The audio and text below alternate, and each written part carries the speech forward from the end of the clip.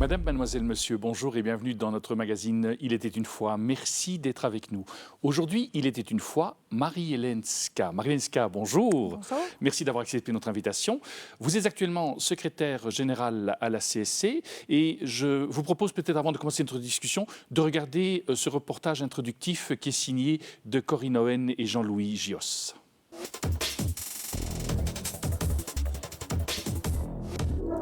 « 80 000 militants et 1,7 million d'affiliés, autant dire que la CSC, le syndicat chrétien, a du poids dans la balance des négociations ou des compromis. À sa tête, une femme, Marie-Hélène Ska. Je ne viens pas d'une famille syndicaliste. Originaire d'Argimont, près de Marche, cette fille d'agriculteur ne voulait pas d'un boulot répétitif. Elle a été servie. Sociologue de formation, que pouvait offrir à la CSC cette jeune femme idéaliste et pragmatique à la fois, mais bien éloignée des réalités du terrain? Et surtout, dans un milieu encore trop souvent dominé par les hommes. Et bien rapidement, elle a fait ses preuves.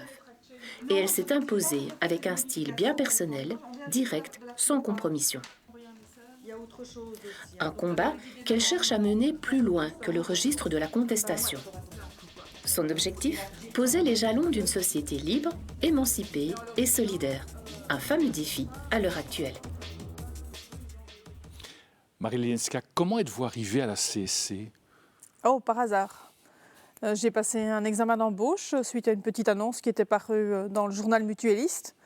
Et j'ai été recrutée d'abord au service d'études, où je me suis occupée des problèmes d'emploi, de formation et l'enseignement. Et donc voilà, mes premiers pas à la CSC furent ceux-là. Votre formation de sociologue vous a aidé dans ce premier travail? Ma formation de sociologue était très importante parce qu'elle permet de comprendre la société telle qu'elle est, de comprendre aussi le fonctionnement des organisations, des relations sociales, des relations humaines. Et donc oui, c'était une belle formation que j'ai complétée avec des cours d'économie et donc les deux sont, me semble-t-il, une bonne formation, bonne préparation aussi pour pouvoir s'occuper de tâches diverses et variées telles qu'elles sont les miennes aujourd'hui. Vous aviez pensé au jour, quand vous êtes entré au syndicat, de vous dire un jour je serai secrétaire général, ou c'est quelque chose qui s'est fait comme ça petit à petit au cours de votre carrière? Oh non, je n'y ai jamais pensé. Je n'avais d'ailleurs pas de plan de carrière. Je n'en ai d'ailleurs toujours pas aujourd'hui.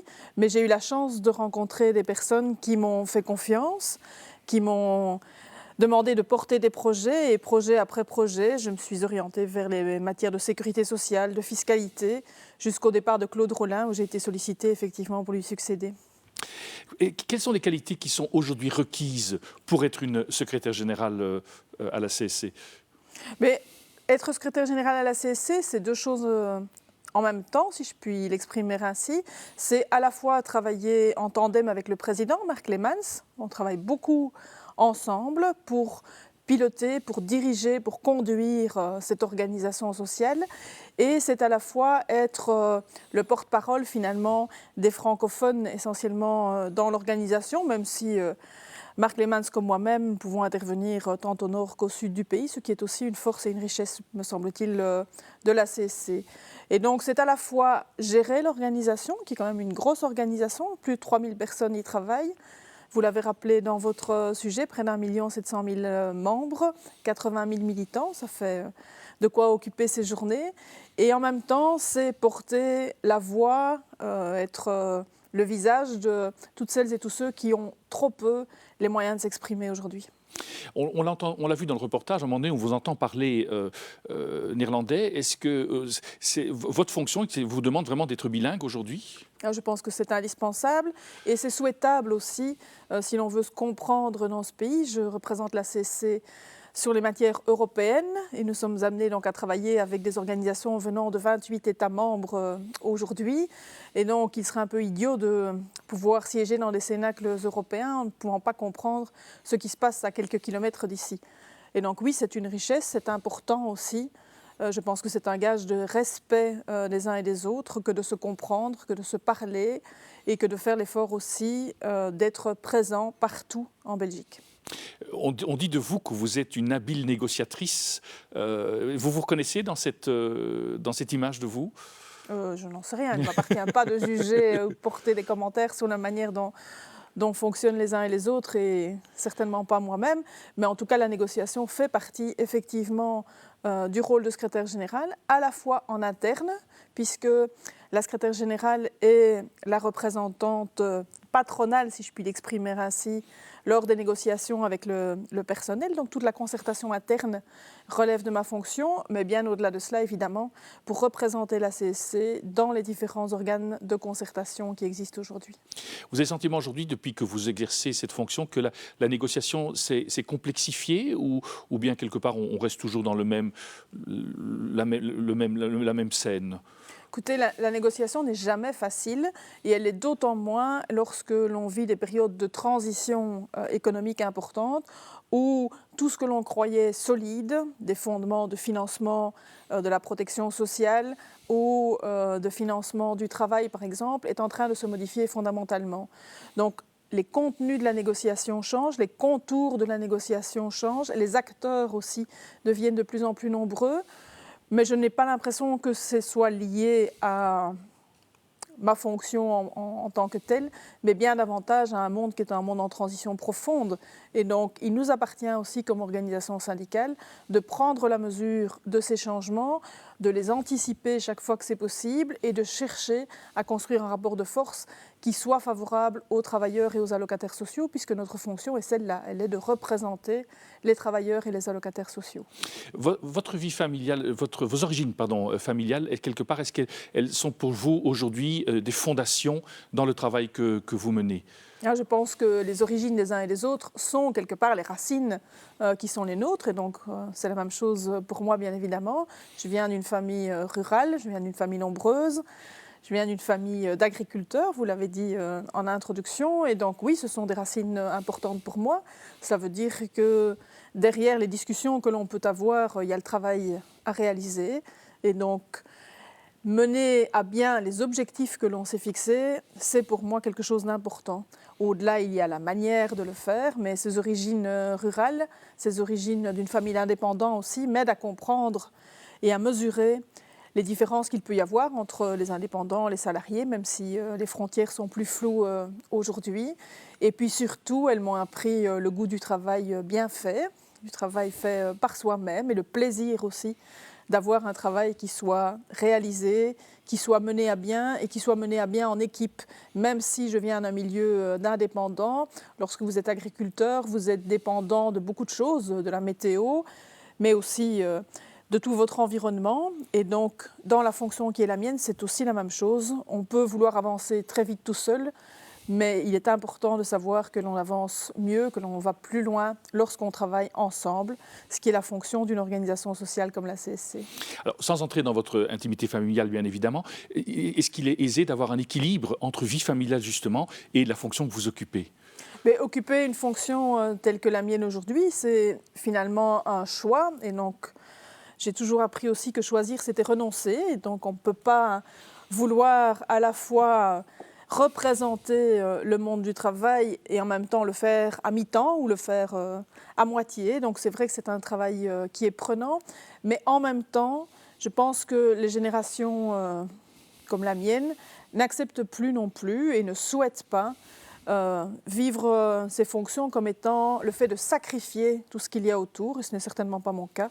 Donc les choses sont extrêmement claires, je fais mon travail, j'essaye de le faire du mieux que je peux le faire. Mais il y a aussi une vie en dehors du travail, à côté du travail, et j'y tiens beaucoup. Marie Łańska, je vous propose de nous retrouver dans quelques instants pour poursuivre cette rencontre avec vous.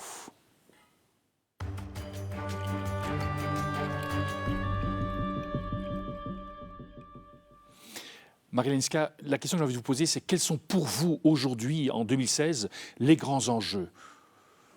Les enjeux, ce sont pour moi des enjeux d'abord liés à l'état de la démocratie. Je pense que nous vivons des moments difficiles pour la démocratie, un peu partout en Europe, que ce soit en Hongrie, en Pologne, mais aussi en Grande-Bretagne et en France très récemment. Je sens une tentation totalitaire très forte une volonté des responsables politiques d'entrer en lien direct avec la population, ce qui peut être très bien, mais ça veut dire aussi de se passer de tous les corps intermédiaires, de tout ce qui fait sens, de tout ce qui fait lien dans la société. Et donc je crains, quand je vois ce qui se passe ces derniers mois, ces dernières années, que nous n'allions vers des conflits de plus en plus durs, des conflits de plus en plus violents à partir du moment où les responsables politiques sont de moins en moins à l'écoute de ce qui se vit sur le terrain, de ce qui se vit chez 90% de la population. Donc ça, c'est une première crainte. Pour moi, c'est vraiment une crainte démocratique de l'état de cohésion d'une société. Les événements dramatiques que nous avons vécus ces derniers mois avec des attentats à répétition nous ont fait revenir un petit peu à la réalité et se dire qu'une démocratie ne peut jamais être mise en pilotage automatique. Une démocratie, c'est quelque chose qui se vit, qui se travaille au quotidien. Et les corps intermédiaires comme les syndicats de travailleurs ou les syndicats d'employeurs ou les organisations mutualistes ou un tissu associatif bien fourni sont autant d'éléments qui vivifient, qui densifient la démocratie. Donc l'état de la démocratie est pour moi vraiment une préoccupation importante. Une deuxième préoccupation, c'est le nombre de personnes qui n'ont plus de place, qui ne trouvent plus de place aujourd'hui dans la société. Je pense à tous ces jeunes qui sont exclus des allocations d'insertion, donc qui n'ont pas travaillé suffisamment que pour émarger à des allocations de chômage et à qui l'État dit aujourd'hui « vous n'avez plus de place dans la société, nous vous rayons de nos listings ». Je pense aux malades que l'on veut remettre au travail à toute force sans qu'il n'y ait un dialogue avec le monde du travail pour savoir si c'est possible, si c'est faisable et dans quelles conditions. Je pense aussi de plus en plus aux travailleurs de la fonction publique qui sont vus comme un peu des profiteurs, des paresseux, des personnes que l'on stigmatise et dans le même temps dont on doit se rendre compte jour après jour à quel point ils sont précieux à l'état de la société. Je pense aux policiers, je pense aux gardiens de prison, je pense aux personnes qui travaillent dans l'enseignement ou dans la justice. Ce sont les fondements même d'une société, du vivre ensemble, qui sont mis en danger lorsqu'on s'attaque au service public. Donc ça, ce sont des enjeux très clairs. Je voudrais en pointer un troisième peut-être, c'est l'intégration de la jeunesse dans le monde de demain. On parle beaucoup de digitalisation de l'économie, de transformation radicale des rapports dans l'économie. Et donc, pour ce qui nous concerne, comme organisation sociale, comme organisation syndicale, garder, créer, faire en sorte que les jeunes disposent d'une place à part entière dans la société est importante. C'est ce que nous avons rappelé hier dans les rues de Bruxelles avec les associations de jeunesse. Et donc, créer des plateformes qui permettent l'expression des revendications, des besoins des jeunes qui refusent d'être des précaires à vie. Je pense que c'est un beau projet d'émancipation pour les générations qui viennent. En Belgique, on parle beaucoup on parle de la démocratie, mais on parle aussi quand même qu'il y a une dérive de la démocratie vers la particratie. Est-ce que c'est quelque chose que vous-même, vous ressentez en tant qu'organisation syndicale? Oui, bien sûr, tous les jours, puisque le gouvernement actuel, par exemple, nous invite à nous concerter avec les organisations d'employeurs, mais dès que le résultat de la concertation ne plaît pas ou ne va pas dans le sens qui était souhaité par le gouvernement, eh bien, on met de côté le résultat de la concertation sociale. Et donc, j'évoquais il y a un instant les dérives pour moi importantes vers un totalitarisme, une forme de totalitarisme. C'est quelque chose que l'on ressent très fort. On ressent des partis politiques qui sont quelque part peu en phase avec ce qui se vit dans la société, qui ont renoncé à avoir prise sur le fonctionnement économique et donc qui se retranchent de plus en plus vers des structures qui leur sont propres et qui sont détachées des réalités de 90% de la population. Je ne pense pas qu'il y ait aujourd'hui encore beaucoup de parlementaires qui savent ce qu'est une fin de mois difficile, qui savent ce qu'est être malade et ne pas disposer d'une assurance complémentaire. Je ne suis pas certaine qu'il y ait beaucoup de parlementaires à l'heure actuelle qui aient connu des périodes d'inactivité, des périodes de chômage, des périodes de travail précaires. Et donc cela installe de facto, sans tomber dans le populisme, mais une distance très grande entre celles et ceux que nous avons élus démocratiquement et la population et ses préoccupations quotidiennes. Dans le cadre des négociations que vous menez, est-ce qu'il y a pour vous des points qui sont innégociables? Vous dites non, là nous n'irons pas, ça nous refusons de mettre sur la table parce que c'est tellement primordial, ce sont des valeurs sur lesquelles nous ne transigerons jamais. Oui, bien sûr. Les discussions et les négociations les plus difficiles sont celles qui portent sur des modèles, des conceptions de la société, des valeurs. Et donc je vous donne un exemple concret. Lors des mouvements sociaux en 2014, il y a eu un incident malheureux à Herstal. Comme CSC, nous ne sommes absolument pas concernés par cet incident, mais cet incident, un blocage d'autoroute, pour le dire pratiquement, a conduit à ce que le gouvernement nous demande de regarder avec les employeurs comment encadrer l'action collective. Nous y avons passé beaucoup de temps, mais nous avons échoué à 2 reprises parce qu'à chaque fois, ce qui était en cause, c'était la volonté des employeurs d'interdire à certaines catégories de travailleurs de pouvoir encore se mobiliser collectivement. 2 exemples concrets. Les employeurs souhaitaient que les intérimaires, par exemple, ne puissent plus se joindre aux travailleurs d'une entreprise en cas de conflit social. Et un autre exemple, c'est que très souvent, l'économie fonctionne aujourd'hui en réseau. Vous avez des entreprises donneuses d'ordre et puis vous avez des sous-traitants. Eh bien, les employeurs refusaient que les travailleurs d'un sous-traitant puissent rejoindre les travailleurs du donneur d'ordre pour organiser des actions de solidarité. Et cela, nous avons considéré que ce n'était pas possible. Aujourd'hui, il n'y a pas des catégories de travailleurs de premier rang ou de deuxième rang. Le droit à l'action collective, le droit à la mobilisation, eh bien, il est le droit de tout un chacun. Et donc, nous avons dit, ça, ce n'est pas négociable. Donc, nous préférons pas d'accord à un accord qui aurait été mauvais. Comment justement vivre les combats syndicaux en ce 21e siècle? Est-ce que vous voyez qu'avec les réseaux sociaux, etc., il y a une nouvelle manière d'appréhender ces réalités? Il y a, je pense, une tension de plus en plus grande dans la société parce qu'on vit en flux tendu. C'est vrai pour les entreprises, mais c'est de plus en plus vrai pour les ménages aussi. Lorsque vous avez des enfants à aller chercher à l'école, à la garderie, ou qui sont malades, ou lorsque vous devez covoiturer, par exemple, eh bien, on sent que bloquer des routes, entraver l'activité économique est quelque chose qui devient beaucoup plus difficile, qui est perçu aussi plus difficilement par une partie de la population. Et donc nos modes d'action restent des modes d'action collectifs, mais ils sont amenés évidemment à évoluer. Nous utilisons bien évidemment les réseaux sociaux et c'est aussi un excellent moyen de faire passer des messages peut-être sous une forme différente, parfois ludique, parfois plus courte, pas seulement par l'écrit qui reste quand même un média extrêmement bien représenté pour ce qui nous concerne, mais aussi par l'audiovisuel, au travers des médias sociaux. Comment est-ce que vous percevez l'émergence de ces mouvements citoyens qui apparaissent ci et là, etc.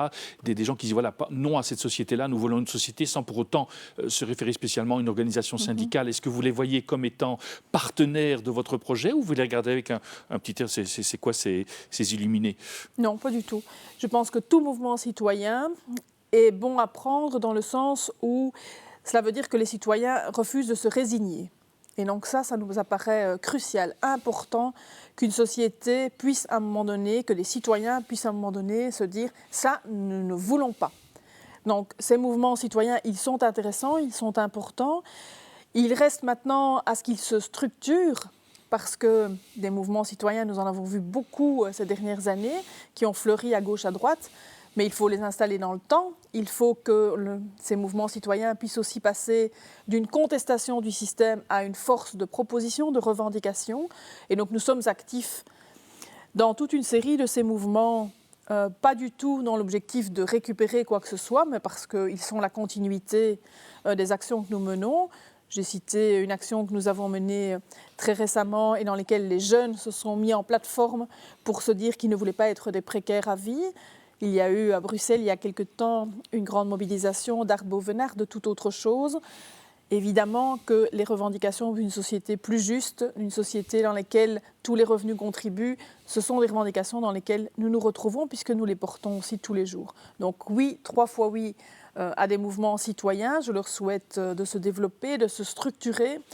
Mais nous cherchons aussi des alliances parce qu'au plus nous serons nombreux à vouloir d'une société qui soit plus égalitaire, plus porteuse de sens, au mieux, je pense, collectivement, nous nous porterons. Marie Lenska, je vous propose de nous retrouver dans quelques instants pour la troisième et dernière partie de cette émission.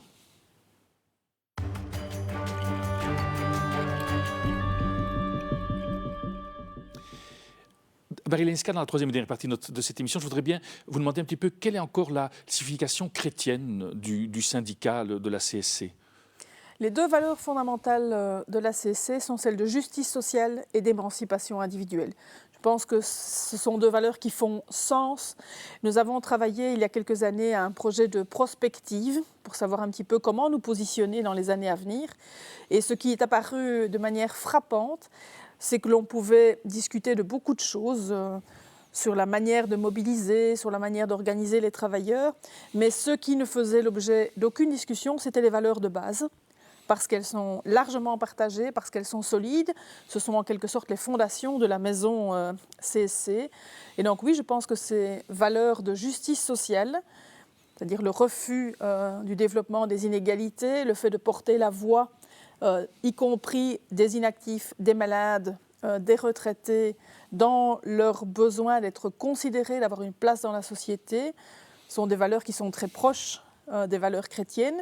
Et la deuxième valeur, c'est l'émancipation individuelle. Nous ne sommes pas pour de l'assistanat, mais nous souhaitons promouvoir l'émancipation des uns et des autres, ce qui se traduit au travers de formations continues qui amènent y compris à des diplômes dans l'enseignement supérieur, dans l'enseignement universitaire, au travers d'initiatives comme l'école syndicale, l'Institut supérieur de culture ouvrière, l'ISCO, ou la FOPES en partenariat avec l'Université de Louvain. Donc nous menons des initiatives très concrètes qui permettent à des personnes qui souhaitent en cours de carrière continuer à développer leurs connaissances, mais aussi à devenir des citoyens actifs, de le faire et de le faire pleinement. Êtes-vous une organisation, par exemple, qui est indépendante aujourd'hui de l'institution Église, au sens où, en préparant cette émission, je voyais qu'en 1904, le père Rutten avait participé à la mise en place d'organisations professionnelles, etc. Comment est-ce que vous vous situez aujourd'hui par rapport à l'institution Église ? Nous sommes tout à fait indépendants des églises comme des partis politiques d'ailleurs, ce qui ne nous empêche pas d'avoir un aumônier, par exemple, qui soit présent et qui très régulièrement nous rappelle le sens aussi de l'engagement qui est le nôtre. Il le fait avec beaucoup de brio. Mais pour le reste, nous sommes une organisation qui est une organisation totalement indépendante et des églises et des partis politiques. Nous sommes un contre-pouvoir comme organisation sociale. Et donc, il nous semble que cette indépendance est aujourd'hui cruciale. Nous voyons dans les pays qui nous entourent, mais même en Belgique, d'autres organisations sociales qui ont gardé des ancrages très forts avec des partis politiques. Ce n'est pas le cas à la CSC. C'est une décision qui a été prise au cœur des années 70. Et je pense que c'est une décision saine et qui fait aussi que l'ensemble des affiliés et des militants de la CSC s'y sentent bien parce qu'ils ne sont pas jugés en fonction des appartenances politiques ou des préférences politiques qu'ils peuvent avoir par ailleurs. Nos balises sont cependant que des partis d'extrême droite, par exemple, n'ont aucun lien, bien évidemment, avec la CSC, mais nous avons exclu des affiliés qui se trouvaient sur des listes d'extrême droite parce que ça nous semble parfaitement incompatible avec les valeurs qui sont les nôtres. Vous avez le sentiment qu'aujourd'hui, on est toujours dans une forme de pilarisation de la société belge, où il y a les chrétiens d'un côté, les non-chrétiens, etc. Est-ce que vous ressentez ça vous-même en tant qu'organisation syndicale ? Oui, il y a une forme de pilarisation, mais qui pour moi n'est pas négative non plus. Qu'est-ce que c'est la pilarisation dans son sens négatif ? C'est obliger un individu, lui assigner une place à sa naissance et l'obliger à la tenir jusqu'à sa mort. Je pense qu'avec des valeurs d'émancipation sociale, nous sommes loin de cette vision. Mais par contre, que nous nous retrouvions d'ailleurs physiquement dans le même bâtiment avec une organisation mutualiste, avec un mouvement ouvrier chrétien, avec des organisations de jeunes, oui, cela fait sens parce que nous partageons des valeurs communes, parce que nous partageons une philosophie d'action commune qui soit pas le tout à l'État et pas le tout à l'individu, mais bien une construction ensemble de la société. Et donc pour moi, la pilarisation n'est pas nécessairement quelque chose de négatif. J'ai envie de terminer avec cette question-ci. Si vous pouvez nous dire quelle serait votre société rêvée à vous, Marie Lenska, dans la position que vous occupez. Voilà, si je pouvais rêver la société de demain, de quelle société pourriez-vous rêver et nous donner envie de rêver également ? Oh, c'est très simple. C'est une société dans laquelle chacune et chacun a une place et donc a une voix, peut la porter et a des identités qui sont forcément multiples, mais où il ne se retrouve pas stigmatisé parce qu'il est malade, parce qu'il est sans emploi, parce qu'il est retraité, parce qu'il n'est pas dans la philosophie dominante. Pour moi, c'est essentiel si l'on veut éviter des guerres, si l'on veut éviter des mouvements qui deviennent des mouvements durs. Il est essentiel, crucial, que l'on puisse se rappeler qu'en Belgique, il n'y a pas simplement que des personnes qui sont quadrilingues, diplômées universitaires, brillantes, etc., mais que la société, elle est diverse, multiple, et que c'est très bien comme cela. C'est très bien comme ça. Dans justement cet accompagnement de la fragilité, qu'est-ce qui pour vous est important? Qu'est-ce que la fragilité peut révéler en l'être humain? D'abord, la fragilité, elle peut être le fait, et elle est le fait de chacun d'entre nous. Chacun peut avoir un moment où il est malade, où il se sent moins bien, où il n'est pas nécessairement dans une position favorable. Une rupture familiale, un accident de la vie, ça arrive à tout le monde, même si je ne le souhaite pas.